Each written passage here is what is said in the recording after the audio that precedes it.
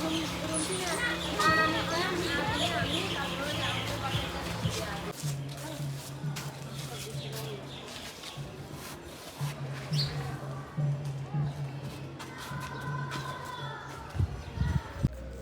Hello guys, তোমরা সকলে কেমন আছো? আশা করি তোমরা সকলে ভালো আছো। সো তোমাদের সবাইকে ওয়েলকাম জানাচ্ছি আপন ফ্যামিলি ব্লগ ইউটিউব চ্যানেলে। তো বন্ধুরা, আজকে আমি তোমাদের সামনে বরাবর আরেকটি নতুন ভিডিও নিয়ে হাজির হলাম। তো তোমরা থাম্বনেল, টাইটেল এবং ভিডিওর ইন্ট্রো দেখে বুঝতেই পেরেছো যে আজকে আমাদের ভিডিওটি কোন টপিক নিয়ে হতে যাচ্ছে। তো বন্ধুরা, তারপরও বলে দিচ্ছে, আমি এবং আমার ফ্যামিলি মেম্বার এবং আমাদের পাড়ার কয়েকজন মিলে আমরা চলে যাচ্ছি বাঁশখালীর উদ্দেশ্যে। তো সেখানে আমরা প্রথমে যাব ঋষিধামে। তো সেখান থেকে ঋষিধামে যাওয়ার পর তার পাশে আরেকটি ইস্কন মন্দির রয়েছে। ইস্কন মন্দির রয়েছে বলতে সেখানে নতুন একটি ইস্কন মন্দির তৈরি হচ্ছে। তো সেটার উদ্ভাবনের কাজে আমি এবং আমার ফুল ফ্যামিলি মিলে সেখানে যাচ্ছি। তো বন্ধুরা, তোমরা দেখতে পাচ্ছ আমরা আমাদের চট্টগ্রাম যে বঙ্গবন্ধু টানেলটি রয়েছে আমরা সেখানে চলে এসেছি।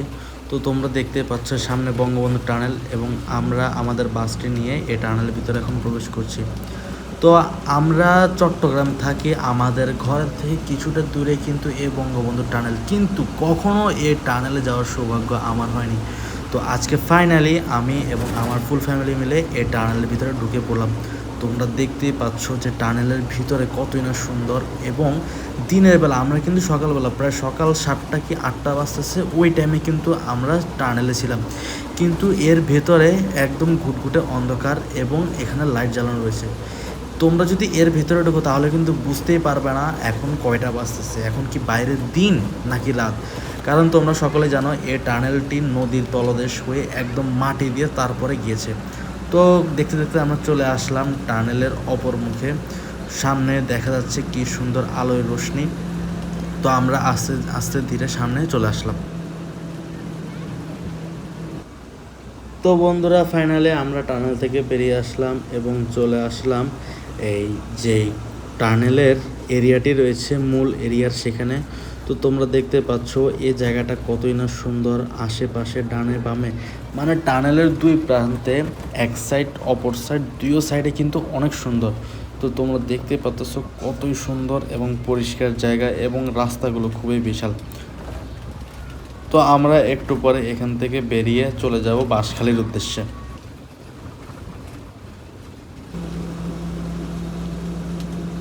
তো বন্ধুরা, আমরা সেই এরিয়াটি ছেড়ে অনেক আগেই বেরিয়ে গেলাম এবং আমরা চলে যাচ্ছি সোজা বাঁশখালীর উদ্দেশ্যে। তো এটি হচ্ছে চট্টগ্রামের গ্রামের অংশ। তো তোমরা দেখতে পাচ্ছ কত সুন্দর ভিউ মানে। তো বন্ধুরা দেখতে দেখতে চলে আসলাম আমরা ঋষিধামের সেখানে। তো তোমরা দেখতে পাচ্ছ এটি হচ্ছে ঋষিধামের মূল গেট। তো আমরা এখন আস্তে ধীরে সেই গেট দিয়ে ভিতরে ঢুকলাম। তো গেট দিয়ে ঢোকার পর প্রথমে যেটি সামনে পড়ে সেটা হচ্ছে ঋষিধামের শিব মন্দির। তারপরে এর আশেপাশে অনেক মন্দির রয়েছে এবং এখানে ছোটো একটি খাবার দোকান রয়েছে। তো এটি হচ্ছে শ্রী শ্রী ভৈরব মন্দির, ওই শিব মন্দিরের পাশে। আর হ্যাঁ বন্ধুরা, আরেকটা কথা, এই বনে এখানে যে পরিমাণে গাছ রয়েছে মানে কি আর বলবো। আমি এখানে এর আগেও একবার আসছিলাম, কিন্তু তখন আমরা এসেছিলাম কুম্ভ মেলার সময়।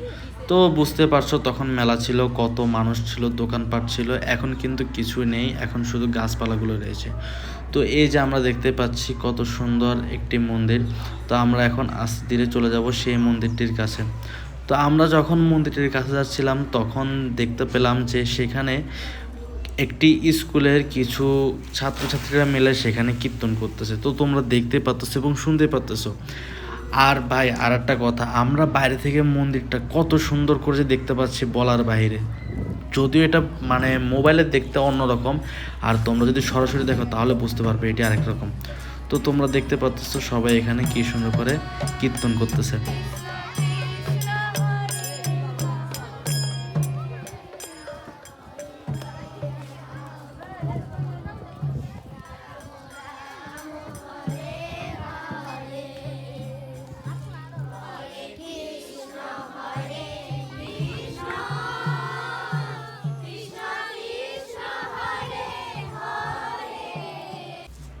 তো বন্ধুরা, তারপর চলে আসলাম মন্দিরের প্রাঙ্গণে।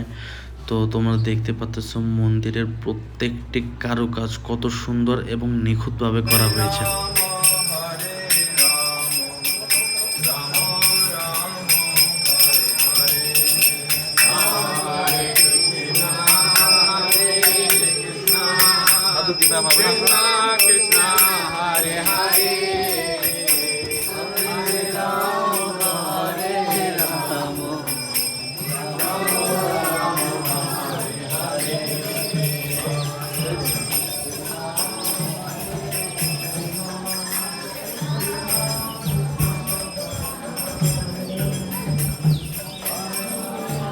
করছে, আমি করছি।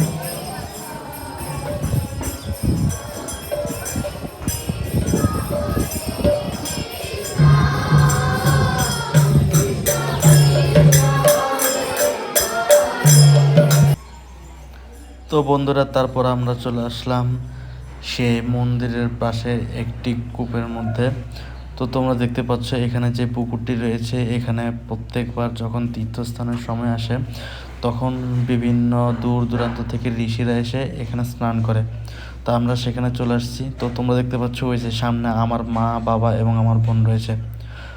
তো তারপর আমরা চলে আসলাম আরেকটি পুকুরের কাছে। তো তোমরা দেখতে পাচ্ছ এখানে বিষ্ণু এবং লক্ষ্মী দেবী কত সুন্দর করে সাজানো রয়েছে, কিন্তু ডেকোরেশনের যে জিনিসটা ছিল সেটি ফোম দিয়ে তৈরি করা, তো যার জন্য বাতাসে ভেঙে গেছে। তারপর আমরা চলে আসলাম সেই ঋষিধামের মেইন পূজা মন্দিরে। তো এখানে তোমরা দেখতে পাচ্ছ রাধাকৃষ্ণের ছোট্ট একটি বিগ্রহ রয়েছে। তো তারপর আমরা সকলে মিলে চলে আসলাম সেই নতুন ইস্কন মন্দিরের সেখানে। তো তোমরা দেখতে পাচ্ছ আমরা এখানে কতজন লোক। এখানে আমাদের এলাকা থেকে প্রায় 2 থেকে 3টার মতন বাস রিজার্ভ করে আমরা সেখানে গিয়েছিলাম। তো দেখতে পাচ্ছ কত মানুষ হয়েছে সেখানে।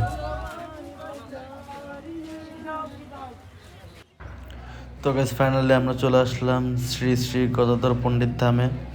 তো তোমরা দেখতে পাচ্ছ এখানে একটি অনুষ্ঠানের আয়োজন করা হয়েছে।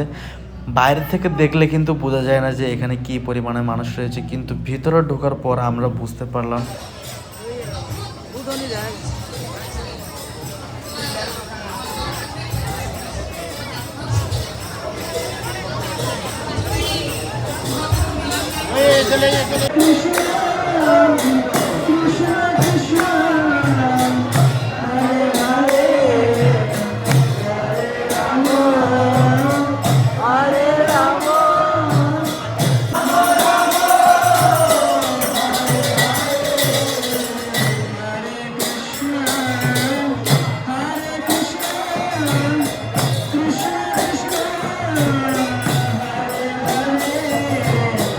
হরে রাম, হরে রাম,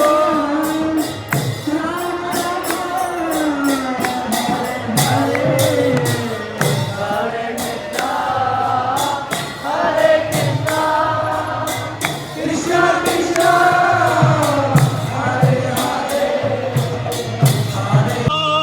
হলো।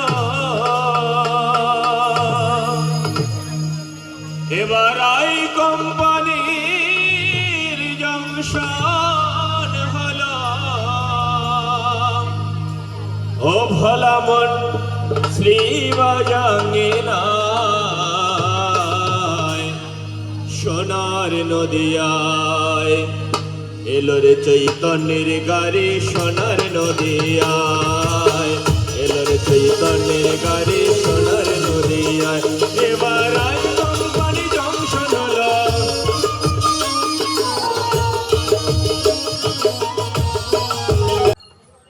তো গাইস, আমরা আসলাম পণ্ডিত গদাধর ধামে। তো এখানে আমাদের প্রথম আসা, আর আমাদের সাথে এসছে আমাদের বন্দরটিলা থেকে অনেক ভক্তবৃন্দ, তাদের সাথে গাড়ি রিজার্ভ করে আসা। তো পণ্ডিত গদাধর দাসের আজকে আবির্ভাব তিথি উপলক্ষে সারা বাংলাদেশের ভক্তবৃন্দ এখানে এসেছেন। তো আমরা দেখতে দেখতে চলে এলাম ভিডিওর শেষ প্রান্তে। সব ভালো থাকবেন, সুস্থ থাকবেন এবং পরবর্তী ভিডিও দেখার আমন্ত্রণ জানিয়ে এখানে